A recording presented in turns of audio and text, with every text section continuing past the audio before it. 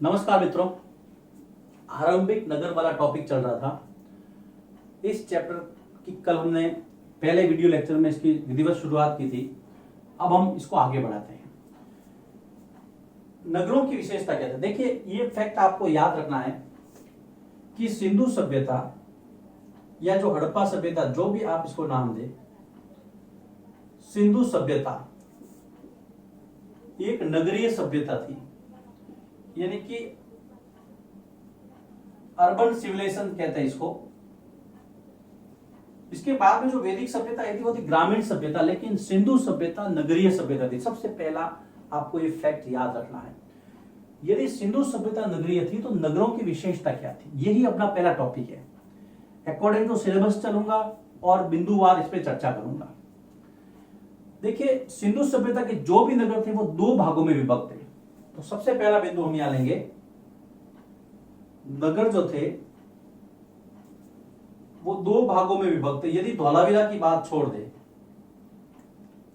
नगर दो भागों में विभक्त थे, यानी कि बटे हुए थे। अगर आप यहां पर लिखेंगे धौलावीरा जो है, धौलावीरा गुजरात,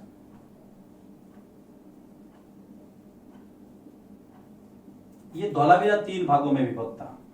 बाकी के जितने भी इसके जो नगर थे वो दो भागों में बटे थे, लेकिन धौलावीरा जो वो तीन भागों में बटा था। जब धौलावीरा आएगा तब मैं धौलावीरा की भी चर्चा करूंगा। देखिए, नगरों, मान लीजिए हम लोग इसके साथ साथ चित्र बनाते हुए भी चलेंगे। मान लीजिए ये नगर है, इस तरह से हम अगर नगर की, मान लीजिए ये नगर है, ये इधर उत्तर दिशा है, हमेशा उत्तर ऊपर होगा, ये साउथ है, ये आपका वेस्ट है और ये ईस्ट है। देखिए, समझना इसको, बहुत आसान, बहुत आसानी के साथ, इजी कंसेप्ट है। इसका जो पश्चिमी भाग था वो छोटा था, इसलिए आप यहां लिखेंगे नगर योजना में जो पश्चिमी भाग था वो छोटा भाग था। पश्चिम दिशा ये रही, मान लीजिए ये पश्चिमी भाग है, छोटा सा भाग है, लेकिन इसके चारों तरफ एक परकोटा था, यानी कि चारों तरफ को चार दीवारी से घिरा हुआ था। पश्चिमी भाग छोटा भाग, लेकिन इसकी विशेषता थी कि वो ऊंचाई पर बसा हुआ था, यानी कि ये जो भाग था वो ऊपर था। तो आप देखिए कि पश्चिमी भाग छोटा भाग, लेकिन ऊंचाई पर बसा था, ऊंचाई पर बसा था, परकोटा था। इसलिए लोगों ने अंदाज लगाया कि संभवतः यह शासक वर्ग का निवास था। संभवतः यह शासक, यानी कोई राजा होगा यदि उस समय का, तो उस समय वो यहां रहता था। हालांकि कोई प्रमाण नहीं मिला, संभवतः यह शासक वर्ग का निवास था। जिसके पास भी सत्ता रही होगी वो यहां पर बैठा होगा, पश्चिमी भाग में, छोटे भाग पर, परकोटे वाले। अब आते हैं पूर्वी भाग। पूर्वी भाग अपेक्षाकृत पश्चिम से बड़ा था, ये बड़ा, इसके चारों तरफ भी परकोटा था, यानी कि दीवार थी, लेकिन ये नीचे की तरफ था, यानी कि पूर्वी भाग बड़ा था लेकिन निचले हिस्से में बसा था। ये देखिए, पूर्वी भाग बड़ा था लेकिन निचले हिस्से में बसा था। इससे अंदाजा लगता है कि यहां पर जो है वो आम जनता का निवास स्थान था, यानी कि आम आदमी जो है, आम जनता जो है, पब्लिक जो है वो यहां रहती थी। आम जनता का निवास माना जाता है कि यहां पर आम जनता रहती होगी। दोनों के चारों तरफ परकोटा था। परकोटा मतलब चार दीवारी थी, वो भी पक्की ईंटों से बनी और मजबूत पक्की ईंटें थी। 1000 सालों के बाद में भी उसके अवशेष पाए गए। तो यहां पर लिखेंगे नगर का परकोटा, परकोटा कहते हैं चार दीवारी। देखिए, ये भी चार दीवारी, ये भी चार दीवारी, तो नगर का परकोटा यानी कि चार दीवारी, वो मजबूत ईंटों से निर्मित था। मजबूत ईंटों से निर्मित, यानी कि बना हुआ था।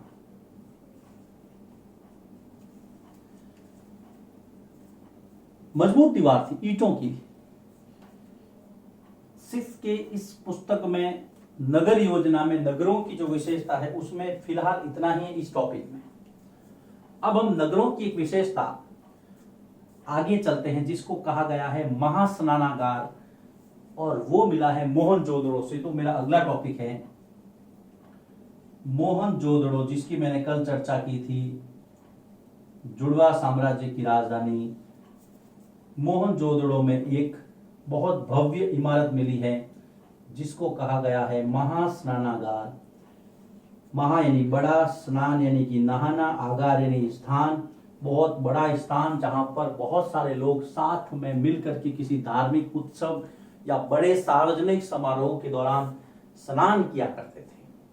वो मिला है मोहनजोदड़ो से, जिसकी मैंने पिछले वीडियो लेक्चर में चर्चा की थी।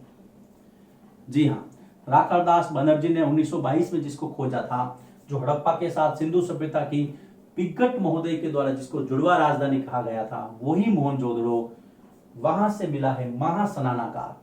इसकी विशेषता क्या है दोस्तों? इसकी विशेषता यह है, ये नगर दुर्ग में स्थित था। ये देखिए, ये जो है ना, ये वाला, ये नगर दुर्ग है। जो पश्चिमी भाग है वो नगर दुर्ग था और ये निचला नगर था। ये दोनों के नाम है। नगर दो भाग, पश्चिमी भाग छोटा था, ऊंचाई पे बसा था। यहां पर मैंने लिखना था नगर दुर्ग, इसको नगर दुर्ग कहा गया था। और ये जो आपका पूर्वी भाग वाला था, ये आपका निचला नगर था। इनके नाम थे ये। अब देखिए, जो महास्नानागार मिला है वो मोहनजोदड़ो के नगर दुर्ग से मिला। इसका मतलब यह है कि ये जो स्थान था, वहां पे राजा रहते थे, शासक कोई भी हो सकता था, जिसके पास सत्ता थी वो रहता था। इसका मतलब यह है कि वो लोग इसका इस्तेमाल करते थे। तो सबसे पहला यहां पर लिखिए, मोहनजोदड़ो का महास्नानागार, ये इस शहर के नगर दुर्ग वाले इलाके में ये स्थित था, यानी कि पश्चिमी हिस्से में। सबसे पहली बात तो यह है कि इसका मतलब यहां पर शक्तिशाली लोगों का अधिकार था इस महास्नानागार पर, वो ही इसका इस्तेमाल करते थे अपने समुदाय के साथ में। सबसे पहली बात। अब इसकी मांग देखिए, महास्नानागार एक बहुत बड़ी इमारत थी, यहाँ की एक बहुत बड़ी संरचना थी, बहुत बड़ा स्ट्रक्चर था यहाँ का, इसलिए इसकी माप जानना जरूरी है। तो इसकी जो माप थी, इसका जो आकार था जिसको मापा गया अवशेषों के दौरान, 11.88 मीटर ये लंबा था। 11.88 मीटर ये लंबा था महास्नानागार। 7.01 मीटर चौड़ा था। 7.01 मीटर चौड़ा, यहां पर कर लिखेंगे लंबा। और उसके बाद में 2.43 मीटर गहरा था। 2.43 मीटर गहरा, जो कि मोहनजोदड़ो से मिला था। ये इसकी माप है मित्रों। लंबाई, चौड़ाई और गहराई मैंने बता दिया आपको। मोहनजोदड़ो के नगर दुर्ग इलाके से एक महास्नानागार मिला है। अब इसकी विशेषता है, सबसे पहले इस पर ईंटों और प्लास्टर का उपयोग किया गया ना। यहां पर लेता हूं मैं, ईंटों व प्लास्टर का प्रयोग। देखिए, बहुत सरलता से समझाने की कोशिश करूंगा, एक एक चीज खोल करके, क्योंकि क्लास 6 का मामला है और छठी क्लास, 6th क्लास जो बेस है आपका, उसके अंदर आपको ये सारी चीजें समझनी है। रटने की कोई बात नहीं है, समझने की बात है।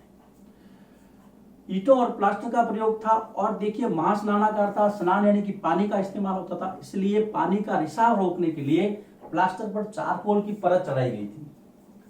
पानी का रिसाव रोकने, यानी पानी जाए नहीं, कहीं भी लीकेज नहीं हो, उसके लिए क्या किया था? पानी का रिसाव रोकने के लिए प्लास्टर पर चारकोल की परत चढ़ाई गई थी। जी हां, जो प्लास्टर किया गया था उस पर चारकोल की परत चढ़ी थी। चारकोल की परत यानी कि लेयर चढ़ाई गई थी।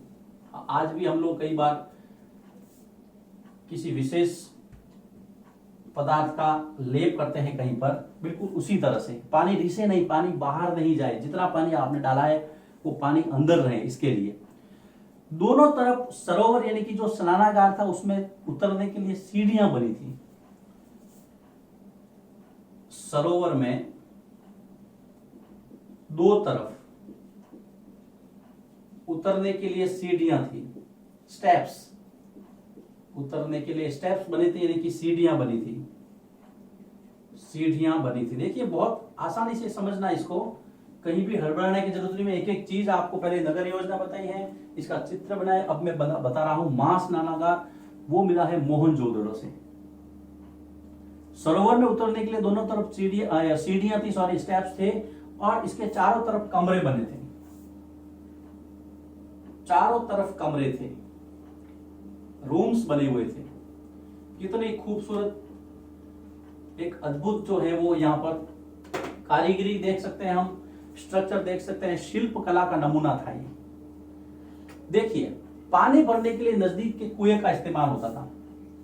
पानी के बिना तो स्नान कैसे होता, तो पानी भरने के लिए इसके नजदीक में कुआं था, नजदीक के कुएं का इस्तेमाल किया जाता था, कुएं का इस्तेमाल होता था। ये देखिए अब पानी भी आ गया, रिसाव भी रोक दिया आपने, दोनों तरफ सीढ़ियां भी बना दी, चारों तरफ कमरे भी बना दिए। अब उपयोग के बाद के पानी का क्या होगा, तो उपयोग के बाद का पानी बिल्कुल वहां से निकल जाता था, कहीं पर भी उसको रहने के ठहरने के लिए जगह नहीं थी। तो उपयोग के बाद के पानी को खाली करके उसको साफ किया जाता था,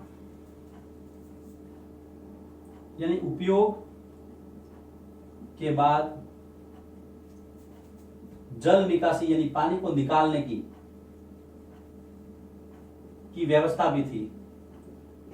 नहीं तो गंदे पानी से आप क्या करोगे, एक बार स्नान का आयोजन हो गया उसके बाद में गंदे पानी को वहां से निकालना पड़ेगा, और निकालने की अच्छी वहां पर व्यवस्था थी उसके अंदर महास्नानागार में। कोई विशेष आयोजन पर इसका इस्तेमाल किया जाता था। सबसे बड़ी बात है इसकी कि इसका उपयोग है वो विशेष आयोजन पर महास्नानागार का उपयोग होता था। इसका मतलब महास्नानागार का इसका उपयोग होता था, किसका, महास्नानागार का, विशेष आयोजन पर जब कोई स्पेशल ओकेजन होता था। अब देखिए यहां पर हम लोग एक चित्र बना देते हैं। मान लीजिए ये आपका सरोवर है, महास्नानागार है, इसके दोनों तरफ स्टेप्स बने हैं, ये इस तरह से, चारों तरफ इसके कमरे बने हुए हैं इस तरह से, ठहरने के लिए, उपयोग करने के लिए, जो भी आप समझे, इस तरह से कमरों की श्रृंखला थी। पास के कुएं से यहाँ पानी भरा जाता था और उसके बाद में जल निकासी की उत्तम व्यवस्था थी। इस तरह से महास्नानागार का स्ट्रक्चर था। इसके बाद में जो छोटा सा टॉपिक दिया हुआ है कि भी कालीबंगा जो कि राजस्थान के अंदर है, घग्गर नदी के किनारे, और लोथल गुजरात भोगवा नदी के किनारे, वहां से हवन कुंड के अवशेष मिले हैं। तो दो स्थान है, देखो कौन कौन से, मैं यहां लिखता हूं। एक तो आपका कालीबंगा, कालीबंगा आया हुआ है राजस्थान में, नदी थी घग्गर नदी।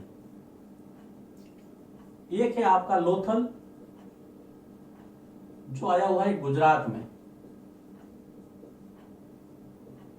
भोगवा नदी। दोनों से यहां पर हवन यानी कि अग्निकुंड मिला है, यानी किसी ने हवन किया, ऐसा लगा, हवन के अवशेष मिले हैं। अवशेष का मतलब होता है सबूत मिले हैं। ऐसा माना जाता है कि भाई कालीबंगा और लोथल की जगह जो थी वहां पर हवन किया जाए। इसका मतलब सिंधु सभ्यता में हवन की जो प्रणाली है, अग्निकुंड मिले हैं, कुछ जले हुए दानों के अवशेष मिले हैं। ये दोनों चीजें, प्रश्न आता है सीधा सीधा, वे कौन सा स्थान है जहां से आपको हवन के या अग्निकुंड के साक्ष्य मिले हैं, सबूत मिले, तो आपको दोनों जगह बतानी है, कालीबंगा राजस्थान और लोथल गुजरात। इसके अलावा लोथल, मोहनजोदड़ो और हड़प्पा से बड़े बड़े भंडारगृह यानी कि अन्नागार के अवशेष मिले हैं। मैं यहां पर लेता हूं तीनों को, लोथल जो गुजरात में है, हड़प्पा जो कि पाकिस्तान पंजाब में है, और मोहनजोदड़ो तो मैंने आपको बताया था अभी, ये भी पाकिस्तान के अंदर है। ये तीनों से अन्नागार यानी कि बड़े बड़े भंडार जहां पे अन्न रखा जाता था, वहां के भंडार ग्रह के अवशेष मिले हैं, के साक्ष्य मिले हैं। तो ये छोटी छोटी चीजें हैं दो, इसलिए मैंने आपको यहाँ अब देखिए हम इसका क्विक रिवीजन लेते हैं। पहला टॉपिक, पहली लाइन मैंने आपको बताया कि सिंधु सभ्यता एक नगरीय सभ्यता थी, very very important, urban civilisation. मित्रों याद रखने योग्य बात है, सिंधु सभ्यता नगरीय सभ्यता थी। उसके बाद में नगर की जब योजना का वर्णन करें, सभी नगर 2 भागों में विभक्त है, लेकिन धौलावीरा 3 भागों में था। तो यहाँ पर 2 और 3 दोनों लिख सकते हैं आप। धौलावीरा का मैंने स्पेशल जिक्र किया है, गुजरात में, इसके बारे में हम आगे पढ़ेंगे। पश्चिमी भाग था वो छोटा था लेकिन ऊंचाई पर बना था, इसलिए ऐसा अंदाजा लगाते हैं कि यहाँ पे शासक लोग रहते थे, शासक वर्ग का निवास था, और इसको नगर दुर्ग कहा जाता था। बहुत महत्वपूर्ण। जो पूर्वी भाग था वो निचले हिस्से में था, इसको निचला नगर कहते थे। ऐसा माना जाता है कि वहां पर आम जनता रहती थी। ये 2 भाग, और नगर पे परकोटा 4 दीवारी जो कि मजबूत ईंटों से बना था, बहुत मजबूत ईंटें थी। ये 3 स्टेप है, आपको याद रखने हैं। अगर आप बना सको तो ये स्ट्रक्चर है, देखिए ये पहला वाला हिस्सा है, ये दूसरा वाला बड़ा वाला हिस्सा है जिसको निचला नगर कहा गया, पहले को नगर दुर्ग कहा गया। इस प्रकार से स्ट्रक्चर है, चारों तरफ इसके परकोटा है, मजबूत दीवार है। फिर आ गया महास्नानागार, कहां से मिला है? म से महास्नानागार, म से मोहनजोदड़ो, दोनों म मिलके बहुत इंपॉर्टेंट क्वेश्चन लाते हैं। पहली बात कहां मिला है? नगर दुर्ग वाले इलाके में मिला है, पश्चिम दिशा में, जहां पे शासक वर्ग, ये इसकी वहां पे सिलेबस में नहीं दी है, लेकिन याद रखेंगे तो अच्छा होगा, बहुत महत्वपूर्ण है। ये कभी नहीं बदलेगी मित्रों, कभी नहीं बदलेगी। एक ही बार मिला है, एक ही बार याद कर लो, जब तक आपको काम आएगा, जब तक आप याद रखेंगे उसको। ईंटों में प्लास्टर का प्रयोग था, पानी का रिसाव रोकने के लिए प्लास्टर पर चारकोल की परत चढ़ी थी, दोनों तरफ से सीढ़ियां बनी थी उतरने के लिए। नजदीक के कुएं का इस्तेमाल पानी भरने के लिए होता था। उपयोग के बाद में जल को निकाल दिया जाता था, गंदे पानी को, उसकी विशेष व्यवस्था थी। और इसका आयोजन, जो विशेष आयोजन होता था, उस पर इसका उपयोग होता था।